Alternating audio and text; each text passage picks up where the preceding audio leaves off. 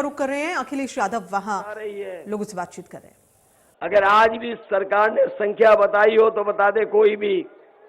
हमारे पत्रकार साथी जानते होंगे, सरकार अभी तक ये जानकारी नहीं दे पाई है कि कोरोना के समय कितने लोगों की जान गई है। इन बातों को इसलिए मैं बता रहा हूं, इन बातों को मैं इसलिए नोटबंदी, जीएसटी, कोरोना, वैश्विक महामारी, इन बातों को मैं इसलिए बता रहा हूं कि भारतीय जनता पार्टी से ज्यादा झूठ बोलने वाली कोई पार्टी नहीं है। अगर कोई पार्टी हो तो हमें बताओ आप। याद कीजिए, बड़े बड़े आयोजन हुए लखनऊ में और कहा कि उद्योगपति आएंगे तो उद्योग लगेगा, कारोबार होगा। 5 लाख करोड़ का उन्होंने हस्ताक्षर किए। न केवल 5 लाख करोड़ के हस्ताक्षर हुए, बल्कि डिफेंस का बड़ा कार्यक्रम का आयोजन हुआ और उत्तर प्रदेश की जनता को ये बताया गया कि जिस समय ये करार जमीन पर पहुंचेंगे तो मिसाइल से लेकर के बम उत्तर प्रदेश में ही बनेंगे।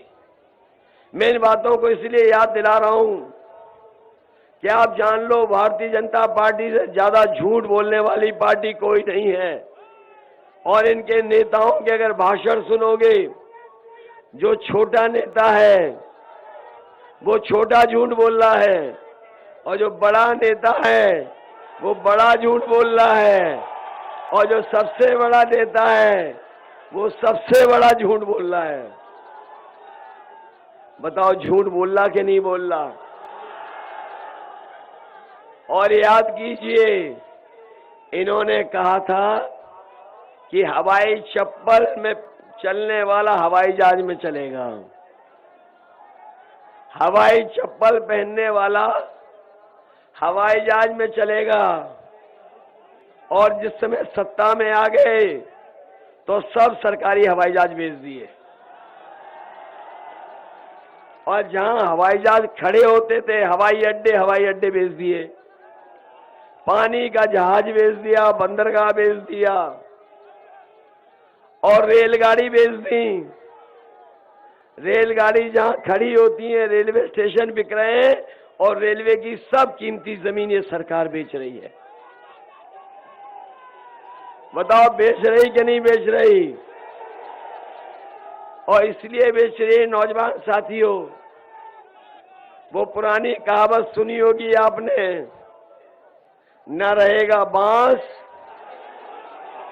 जब सब बिक जाएगा तो फिर नौकरी कौन देगा, रोजगार कौन देगा? इसलिए सब कुछ बेच दिया। और उनके जो बड़े वाले मंत्री हैं उनका तो सुन लिया होगा वो लोटपोट वाला बयान कि जिसमें वो लैपटॉप दे रहे थे। वो जब से उन्होंने कहा है लैपटॉप देंगे, तब से जनता लोटपोट हो रही है। वो कह रहे थे कि इंटर पास करने के बाद जो 12वां करेगा उन्हें लैपटॉप मिलेगा। और जब से लोगों ने सुना है, इस लैपटॉप वाली बात को याद कर करके जनता लोटपोट हो रही है। अरे शुक्र है उन्होंने ये नहीं कहा कि 12वां पास करने के बाद जो 10वें में एडमिशन लेगा उसे लैपटॉप देंगे। और पहले ये प्रचार कर रहे थे, याद है, प्रचार कर रहे थे घर घर जाकर के, घर घर जाकर के प्रचार कर रहे थे। पता नहीं पर्चा दे रहे थे कि थूक दे रहे थे। याद है कि नहीं याद है? ये पर्चा दे रहे थे कि थूक दे रहे थे, कि थूक बांटे दे रहे थे। इसलिए मैं आपसे कहना चाहता हूं, इन बीजेपी के लोगों से सावधान रहना। हमारे किसान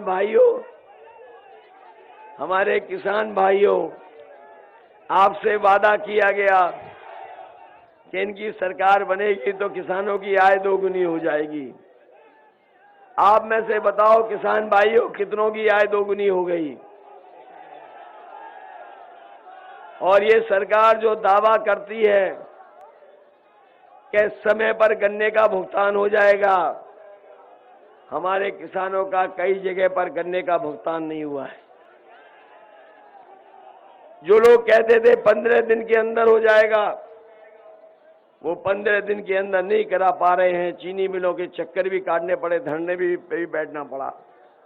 मैं अपने किसान भाइयों को भरोसा दिला के जा रहा हूं, समाजवादी पार्टी ने अपने मैनिफेस्टो में लिखा है कि सरकार बनेगी तो हमें बजट से अलग से अगर पैसा रखना पड़ेगा किसानों की मदद के लिए, तो बजट से अलग से पैसा रख करके किसानों का 15 दिन के अंदर भुगतान होने का काम होगा। किसी को धरने पर नहीं बैठना पड़ेगा, चीनी मिलों के चक्कर नहीं काटने पड़ेंगे। आपका धान लूट लिया गया, धान लुट गया कि नहीं लुटा धान? कोई कीमत नहीं मिली। और जब आप खाद लेने गए होगे तो आपको खाद नहीं दी सरकार ने, खाद नहीं मिल पाई, डीएपी नहीं दे पाई। और अगर खाद की बोरी लेके भी आए होगे तो बताओ 5 किलो की चोरी हो गई कि नहीं हो गई? मैं भी कभी कभी सोचता हूं ये बीजेपी के लोगों ने बोरी की चोरी कहां से सीखी होगी? ये बोरी की चोरी कहां से सीखी होगी? तब मुझे याद आया कि हमारे अपने गरीब लोगों ने कभी न कभी पार्ले जी का बिस्किट पैकेट देखा होगा। पहले वो पार्ले जी का पैकेट बड़ा आता था, जैसे जैसे महंगाई बढ़ी और उन्होंने मुनाफा कमाने का काम किया, पैसे उतने ही रह गए लेकिन पैकेट छोटा होता हो चला गया। बताओ छोटा हो गया कि नहीं हो गया? बीजेपी वालों ने बोरी की चोरी वहीं से सीखी है। और याद रखना किसान भाइयों, अभी तो ये 5 केजी निकाल रहे हैं, अगली बार सरकार बन जाएगी तो हो सकता है 10 किलो निकाल ले।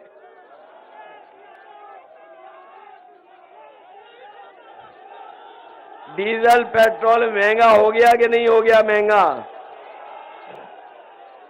डीजल पेट्रोल हो गया महंगा कि नहीं हो गया? डीजल महंगा है, पेट्रोल महंगा हो गया। ये मुनाफा कमा रहे हैं और हमारे गरीब की जेब से पैसा निकाल करके अमीरों की तिजोरी भर रहे हैं। अगर हमारा गरीब बैंक से लोन लेने जाए तो उसका घर मकान गिरवी रख लेते हैं और कई बार नीलाम वाली स्थिति बन जाती है और नीलाम तक हो जाती है। अभी आपने देखा होगा कि 28 बैंकों का पैसा लेकर के एक उद्योगपति भाग गया। याद है कि नहीं याद है? 28 बैंकों का पैसा लेके एक उद्योगपति भारत छोड़ करके चला गया।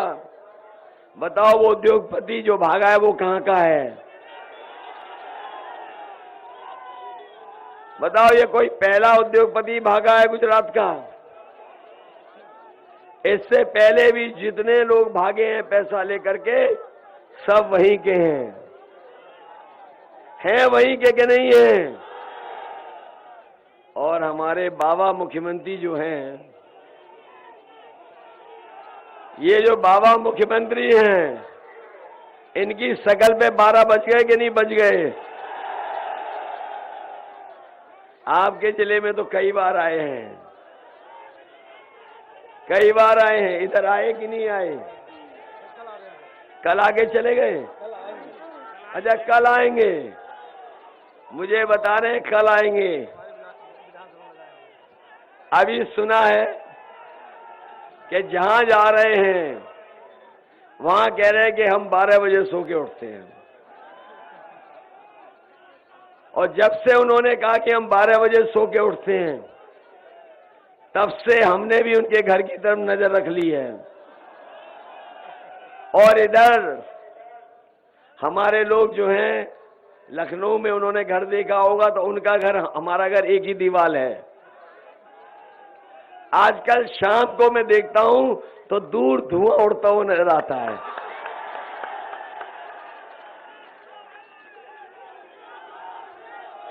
धुआं देख रहा हूं आजकल मैं, मुख्यमंत्री आवास से धुआं निकलता हुआ। और अभी कुछ दिन पहले पुताई वाले जा रहे थे, मैंने रोक के पूछा कि ये पुताई वाले कहां जा रहे हो? तो बोले कि मुख्यमंत्री आवास में जा रहे हैं, जो धुएं के काले धब्बे लग रहे हैं उनको मिटाने जा रहे हैं। तो बताओ बाबा जी जा रहे हैं कि नहीं जा रहे हैं? बाबा जी ने लखनऊ से गोरखपुर की भी अपनी टिकट बुक करा ली है 11 तारीख की। और हम तो परिवार वाले लोग हैं, उन्हें एक सलाह देना चाहते हैं कि परिवार वाले, अरे ये मत कहो भाई, वैसे कह तो सही रहे हो, कह तो सही रहे हो लेकिन कहो मत।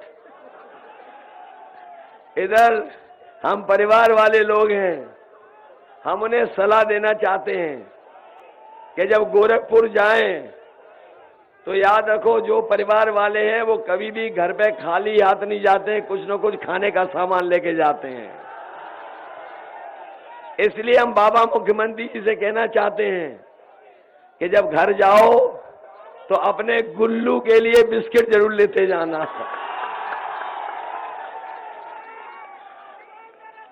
और हमारे परीक्षा देने वाले नौजवानों, याद रखना अब नए तरह का भी सवाल पूछा जा सकता है, ये नए तरह का सवाल भी आ सकता है,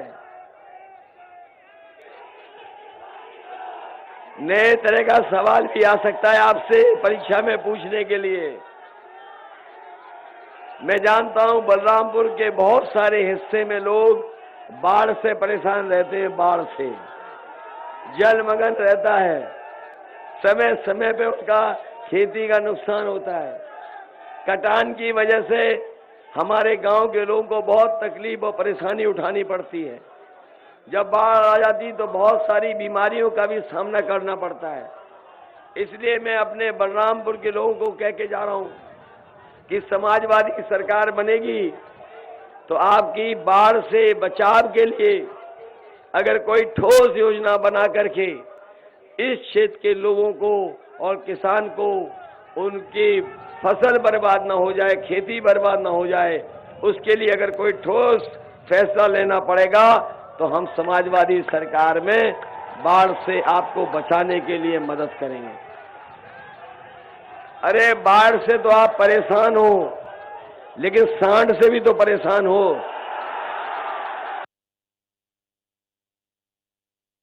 और सोशल मीडिया पे ज्यादा रहते होंगे और पत्रकार साथी आप पता कर लेना, 2 सांड एकदम मारे डाल रहे हैं लोगों को। उसमें सुना है एक महिला को चोट भी लग गई है। इसलिए नौजवानों तैयारी करके रखो। क्वेश्चन पेपर में ये भी पूछा जा सकता है कि अपने मुख्यमंत्री जो बाबा हैं उनका प्रिय जानवर कौन सा है। तो आपको ये बताना पड़ेगा कि सांड है कि गुल्लू है, और जो सही बता देगा वो पास हो जाएगा। हमारे बलरामपुर के लोगों बताओ, बाबा जी ने लैपटॉप दिए नौजवानों को, ये जो स्मार्टफोन हाथों में दिखाई दे रहे कहीं बाबा जी के तो नहीं है। बाबा जी तो कह रहे थे कि 1 करोड़ दिए हमने स्मार्टफोन, और बाबा जी देते भी क्यों? वो खुद चलाना नहीं जानते तो क्यों देंगे आपको? और इधर आपने एक तस्वीर देखी होगी उनकी कि उनकी एक तस्वीर देखी होगी आपने कि वो जनता देख रही है पश्चिम और खुद देख रहे पूरब। तब पता लगा कि इन्हें स्मार्टफोन भी चलाना नहीं जानता। जो लोग आज के समय में टेक्नोलॉजी को न जानते हो और इस तरह की व्यवस्था को न जानते हो, क्योंकि आपने देखा होगा जब ये कोरोना बीमारी आई तो बहुत सारी चीजें आपको मोबाइल और इंटरनेट और कंप्यूटर से ही मदद लेनी पड़ रही थी, और उसने मदद की हमारी बहुत सारे लोगों को पढ़ाई के लिए भी। इधर कारोबार और रोजगार भी इंटरनेट और कंप्यूटर पे पहुंच गया है।